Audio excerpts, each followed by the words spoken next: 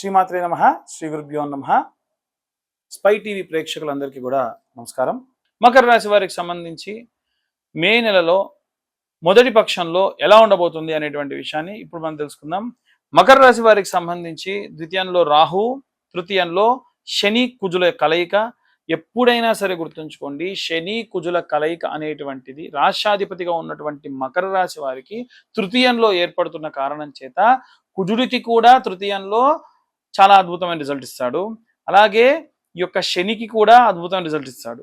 ధనుస్సు రాశి వారికి సంబంధించి 4వ స్థానంలో శని అర్ధాష్టమ శని అవుతుంది, ఇబ్బంది పెడతాడేమో కానీ 3వ స్థానంలో శని కుజులు ఇద్దరు కూడా లాభం చేకూరుస్తారు.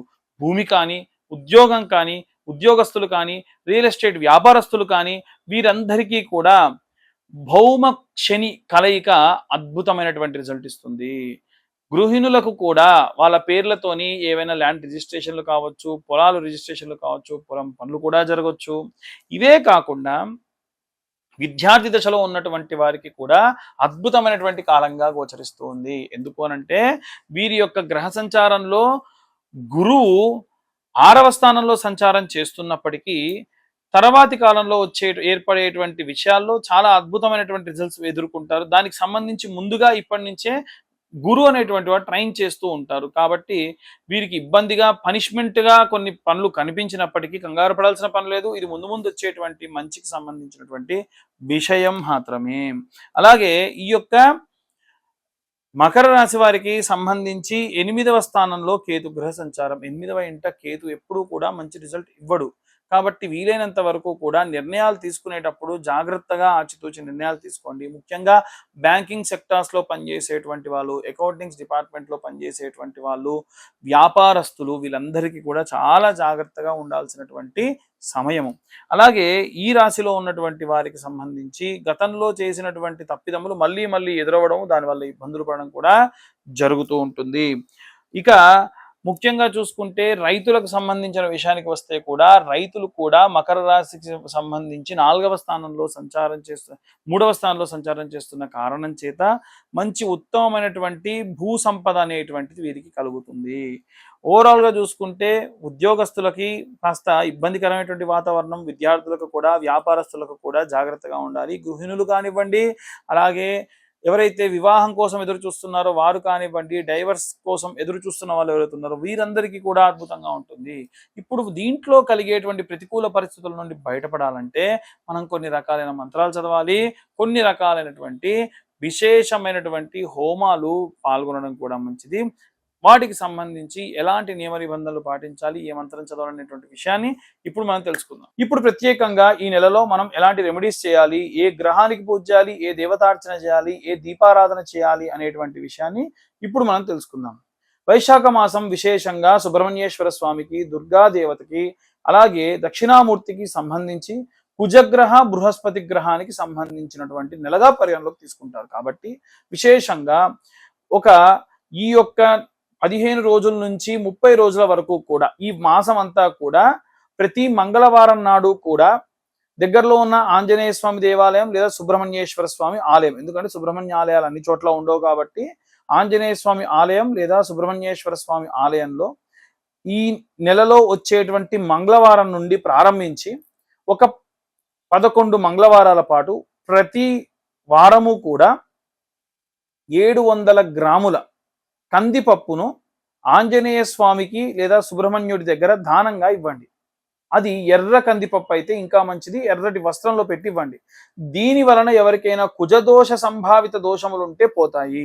ఇంకా మీకు ఓపిక ఉంది అనుకుంటే ఈ వైశాఖ మాసంలో ఎవరన్నా ఒక బ్రాహ్మడి చేతికి డైరెక్ట్గా ఆయన కట్టుకునే వీలుగా ఉండేటువంటి ఎర్ర రంగు వస్త్రము, అంటే ఎర్ర రంగు పంచలో 7 కేజీల కందిపప్పు పెట్టి తోచిన దక్షిణ పెట్టేసి మీ లగ్నం నుంచి ఎన్నో స్థానంలో కుజుడు సంచారం చేస్తున్నాడు అనేటువంటి విషయాన్ని చెప్పాలి. లగ్నే 7వ స్థానే కుజగ్రహ సంభావిత లేదా లగ్నే 2వ స్థానే లగ్నస్థానే అని చెప్పాలి క్లియర్గా. అలా చెప్పి కుజగ్రహ సంచార దోషపీడిత నివారణ సిద్ధ్యర్థం ఆడకధాన్యం దానం తుభ్యం సంప్రదతే నమమ అని చెప్పాలి. ఇలా చెప్పడం వల్ల కుజగ్రహ సంభావిత దోషం పోతుంది. అదేది పెద్ద ఇది కాదు, ఇంత సింపుల్గా ఇవి చేసుకుంటే సరిపోతుంది. ఇక బృహస్పతి గ్రహానికి సంబంధించి పిల్లలకు సంబంధించి తల్లిదండ్రులు చేయాల్సినటువంటి రెమెడీ ఇది. ఏం చేయాలండి అని అంటే, మీ యొక్క పిల్లలు బాగుండాలి, ఉద్యోగం రాని వారికి ఉద్యోగం రావాలి, చదువు సరిగ్గా చదవని పిల్లలకు చదువు బాగా రావాలి, పెళ్లి కాని పిల్లలకు పెళ్లిళ్ళు జరగాలి అని చెప్పి 5 వారాల పాటు ఈ వైశాఖ మాసంలో ఉన్న ఏదో ఒక గురువారం నాడు ప్రారంభించి 5 వారాల పాటు ప్రతి బుధవారం సాయంత్రం 110 శనగలు నానబెట్టండి. కాస్త దొడ్డుగా ఉండే శనగలు నానబెట్టండి. ఆ శనగలతో పాటు ఒక చిటికెడు పసుపు వేసి, వీలైతే గోపంచకం వేసి నానబెట్టేసి, గురువారం రోజు పొద్దున్నే సూర్యోదయం కంటే ముందే నిద్రలేచి సూది దారంతో ఆ 110 శనగల్ని కూడా గుచ్చి ఒక దండగా చేసి నవగ్రహాలలో ఉండేటువంటి బృహస్పతి గ్రహం మెడలో వేయండి. వేసి స్వర్ణ వర్ణం అంటే yellow or gold colour cloth ఏదన్నా స్వామివారికి కప్పండి.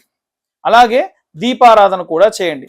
మంగళవారం నాడు కుజుడి దగ్గర ఎర్రటి వత్తితో, అంటే కాసంత నెయ్యి వేసి వత్తి తయారు చేస్తే కుంకుమ వేసి ఇలా తిప్పితే ఎర్రటి వత్తి అవుతుంది. కాబట్టి ఎర్రటి వత్తితో, లేదా గురువారం నాడైతే పసుపు వేసి వత్తిలో తిప్పితే పసుపు వర్ణంలో ఉన్న వత్తితో, ఈ ఎర్రటి వత్తినేమో మంగళవారం నాడు సంపెంగ నూనె వేసి లేదా మీకు విప్ప నూనె వేసి దీపారాధన చేస్తే మంచిది. అదే బృహస్పతికి మాత్రం స్వచ్ఛమైన ఆవు నెయ్యితో దీపారాధన చేస్తే మంచి సత్ఫలితాలు పొందుతారు. ఇక 11 ప్రదక్షిణాలు ప్రతి మంగళవారం సుబ్రహ్మణ్యుడికి లేదా కుజగ్రహానికి లేదా జంటనాగులకి సూర్యాస్తమయం కాక మునుపు దేవాలయాలలో ఉన్నటువంటి రావి చెట్టు, వేప చెట్టు కింద ఉన్నటువంటి జంటనాగులకు ప్రదక్షిణ చేయాలి. ఎన్ని చేయాలి? 11 ప్రదక్షిణాలు చేయాలి. అలాగే ఈ యొక్క బృహస్పతి గ్రహానికి సంబంధించి దక్షిణామూర్తి స్తోత్రం చదవడం కూడా మంచిది. శుక్రవారాల నాడు అమ్మవారి కుంకుమార్చనలు చేస్తే మంచిది. ఏంటంటే ఇన్ని చెప్తున్నారంటే మనకు ఉన్నటువంటి ఇబ్బంది స్థాయిని బట్టి మీరు ఈ పనులు చేసుకోవడం మంచిది. కుజదోష నివారణకు చెప్పేశాం.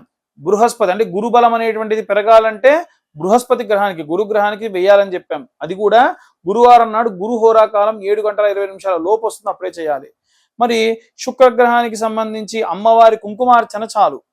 అలాగే మీకు దక్షిణామూర్తి స్తోత్రం చదివితే కూడా మంచిది. కుజగ్రహానికి సంబంధించి కూడా చెప్పుకున్నాం. ఇలా చేయడం వలన ఈ వైశాఖ మాసంలో విశేష సత్ఫలితాలు పొందవచ్చు. ఇవన్నీ కూడా మనము గోచార రీత్యా చెప్తున్నామండి. అలా కాకుండా ఎవరికైనా పర్సనల్ గా మీ జాతకం కావాలి అని అంటే మీ పేరు, మీ date of birth, time, place కింద ఉన్న నెంబర్కి వాట్సాప్ చేయండి. డీటెయిల్డ్ గా మీ జాతకం 60-70 పేజీల్లో మీకు పంపించి, ఇప్పుడు నేను ఎలా అయితే రెమెడీస్ చెప్పానో అదే విధంగా చాలా సవివరంగా మీ చేత్తోని మీరే చేసుకునే విధంగా రెమెడీస్, లేదా అంతకు మించి ఇబ్బంది ఉంటే దానికి తగ్గటువంటి హోమాలను సజెస్ట్ చేయడం జరుగుతుంది. అవి కూడా నా దగ్గరే చేయించుకోవాలని కాదు, మీరు ఎక్కడైనా సరే చేయించుకోవచ్చు. త్రూ ప్రాపర్ ఛానల్ చేసుకోమని చెప్పడం జరుగుతుంది. సర్వే జన సుఖినో భవంతు. స్వస్తి.